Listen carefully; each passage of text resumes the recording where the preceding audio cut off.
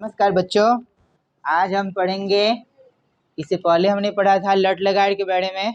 आज हम पढ़ेंगे लंग लकार के बारे में। लंग लकार की मीन्स क्या होता है? भूतकाल होता है। ठीक है ना बच्चों? चलिए भूतकाल के बारे में आज हम समझते हैं। भूतकाल क्या होता है और भूतकाल का अनुवाद हम कैसे बनाते हैं। ठीक है ना? तो चलिए समझते हैं आज हम भूतकाल को। यह वीडियो जो है ना काफ़ी आपके लिए सहायक रहेगा, हेल्पफुल होगा, जिसके द्वारा बहुत सारा अनुवाद बना सकते हैं। ठीक है ना बच्चों? तो चलिए देखते हैं लंग लकार का मतलब क्या होता है। लंग लकार मीन्स होता है भूतकाल। ठीक है, भूतकाल होता है और इसमें 3 वचन होते हैं, एक वचन, द्विवचन, बहुवचन और 3 पुरुष होते हैं। उसी आधार पर इस लंग लकार को लिखा गया होता है बच्चों। हम जानते हैं कि ये क्या है? पैटर्न है और इस पैटर्न के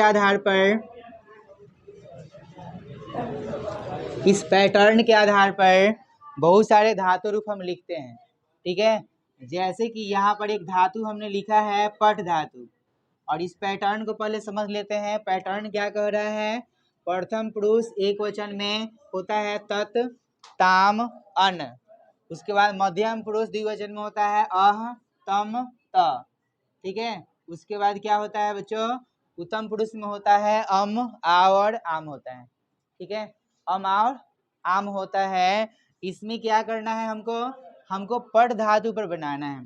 पट धातु है, धातु का पहचान क्या होता है? उस शब्द में जो भी लिखा गया होता है, जैसे कि मान लेते हैं गच्छ। गच्छ आपका क्या है? धातु है। वैसे ही वध क्या है? धातु है। उसी तरह धाव क्या है? धातु है। उसी तरह भ्रम क्या है? धातु है। क्रीड क्या है? धातु है। ये सब धातु है। गच्छ मीन्स क्या होता है? जाना होता है। वध मीन्स क्या होता है? बोलना होता है। धाव मीन्स क्या होता है? दौड़ना होता है।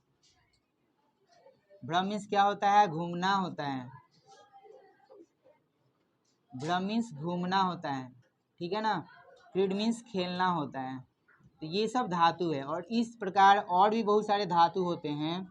इसी प्रकार आगे भी बहुत सारे धातु हैं बच्चों, जिनको हम आगे पढ़ेंगे। अब जैसे जैसे आवश्यकता होगी वैसे वैसे धातु के बारे में हम परिचय करेंगे, मिलेंगे। धातु क्या होता है? तो चलिए हम समझते हैं पट धातु को। पट धातु को हम किस प्रकार क्या लंग लकार में बैठाएंगे और इसका मतलब क्या होगा। लंग लकार का मतलब होता है भूतकाल, और जिस शब्द में लगा हो था या थी या थे लगा हुआ हो, या ये लगा हुआ हो, जिससे भी या ता था, ती थी, ते थे लगा हो, जिससे बच्चों बीते हुए समय का बोध हो, वह सब क्या है? लंग लकार है। उसमें हम लंग लकार में जो भी ताथा तिथि रहेगा, जिस शब्द के अंत में, जैसे मैं पढ़ता था, मैं पढ़ता था, तो ये क्या है? था लगा हुआ है ना, पढ़ता था। इससे पता चल रहा है पढ़ने का काम हो चुका है, पढ़ रहा था और काम हो चुका है। बीते हुए समय को जो बताता है वह भूतकाल होता है। जैसे कि आप देखेंगे, अब ये भूतकाल को बताता है। इसका पहचान ये सब है जहाँ पे हमने लिखा है, इस पर ध्यान दीजिएगा। और जिसमें भी ता था तिथि या ये लगा होगा, उसका हम लंग लकार में बनाएंगे अनुवाद। ठीक है, और ये पैटर्न है। इस पैटर्न पर जितने भी धातु आएंगे, इसके अलावा बहुत सारे धातु होते हैं, उनको इस पर बैठाया जाता है। चलिए कैसे बैठाते हैं? यहाँ पर पठ लिखा हुआ है बच्चों, पठ में हम त लगा दें, क्या बन जाएगा? पठत हो जाएगा। और एक और चीज हम आपको बता दें, जिसमें भी लंग लकार लगता है उसमें अ लगेगा और तब ये धातु का रूप लगेगा। जैसे कि हमको पठ धातु बनाना है तो पहले क्या लिखेंगे? अ लगाएंगे, अ पठ और तल जोड़ देंगे उसमें, तो क्या बन जाएगा? अपठत हो जाएगा। अपठत हो जाएगा।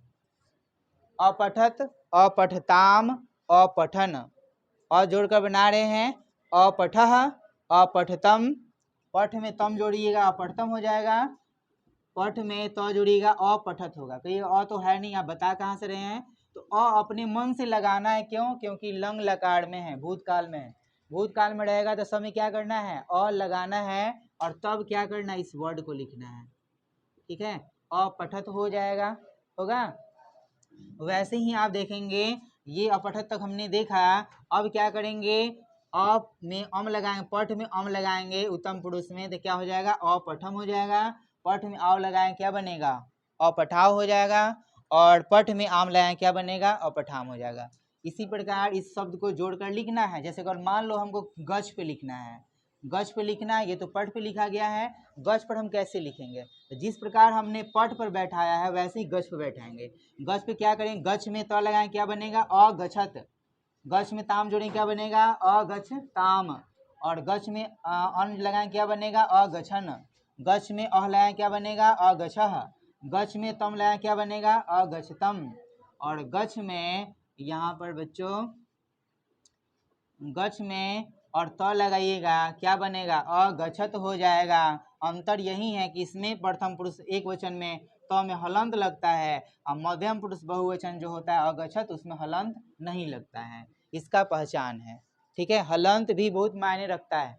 हलंत से भी उसका अर्थ अलग अलग हो जाएगा, उसका वचन बदल जाएगा, उसका पुरुष बदल जाएगा।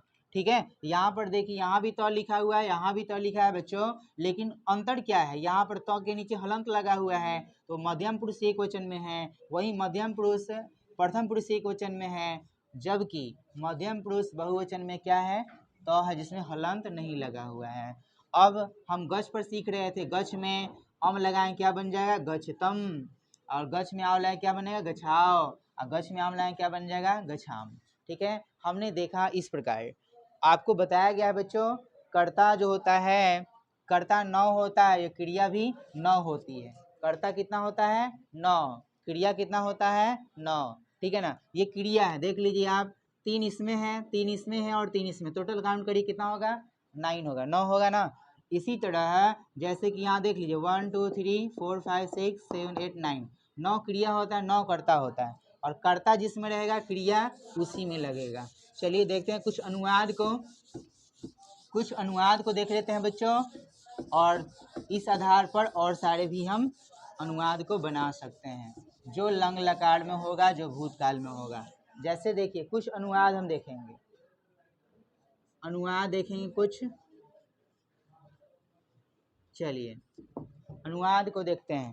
पहला अनुवाद कहता है, हम दोनों किताब पढ़ते थे, हम दोनों किताब पढ़ते थे, किताब पढ़ते थे। ठीक है, तो यहाँ पर देखें, पहले हम देखेंगे कि ये हम दोनों किस पुरुष में है, हम दोनों किस पुरुष में है, हम दोनों किस पुरुष में है, तो ये जो है आपका उत्तम पुरुष द्विवचन में है। उत्तम पुरुष द्विवचन में हम दोनों होता है, और उसी तरह इसका पढ़ते थे का उत्तम पुरुष द्विवचन बताएंगे। प्रथम पुरुष उत्तम पुरुष द्विवचन क्या हो जाएगा, आव लगा हुआ है तो पठाव हो जाएगा। हम दोनों का क्या होता है, आवाम, आवाम होता है। किताब का क्या होता है, पुस्तकम होता है, किताब का क्या होता है, पुस्तकम होता है। और पढ़ते थे का क्या हो जाएगा, पढ़ते थे का होगा, क्योंकि ये उत्तम पुरुष द्विवचन में है, उसी तरह इसका भी उत्तम पुरुष द्विवचन में होगा, आव लगेगा। पठ है तो पठाव होगा, अगर गछ रहता तो गछाव होता, वध बोलना का रहता तो क्या होता है, वदाव होता। यहाँ पर पठाव हो जाएगा। ठीक है ना, पठाव हो जाएगा। वैसे ही वे लोग घर जाते हैं, वे लोग घर जाते थे, वे लोग घर जाते थे। वे लोग का क्या होता है, वे लोग का होता है ते, वे लोग का क्या होता है, ते होता है। और वे लोग प्रथम पुरुष किस में है, वे लोग प्रथम पुरुष बहुवचन में है, इसलिए इसका भी प्रथम पुरुष बहुवचन बनाएंगे। प्रथम पुरुष बहुवचन देखिए क्या है, अन लगा हुआ है, प्रथम पुरुष बहुवचन में क्या है, अन है ना, अन है। उसी तरह इसका जाना क्या होता है, गछन हो जाएगा। गछ मिस जाना, गछ मिस जाना होता है, गछ में अन लाएं, क्या बनेगा, गछन हो जाएगा। इसका हो जाएगा गछन। और ये क्या है, भूतकाल में था, इसलिए अ लगना निश्चित था, इसमें भी अ लगेगा, जो कि अ छूटा हुआ था। अगछन हो गया। अब घर का बनाएंगे, घर का क्या होता है, गृहम। पहले हम कर्ता बनाएंगे, उसके बाद क्रिया बनाएंगे, बाद में कर्म को बनाएंगे। ये होता है कर्ता, बाद वाला होता है आपका क्रिया और बीच वाला क्या होता है, कर्म होता है। ठीक है ना। इस प्रकार बहुत सारे अनुवाद को आप बना सकते हैं। तो चलिए कुछ अनुवाद हम आपको दे रहे हैं, इस अनुवाद को आप बना लेंगे।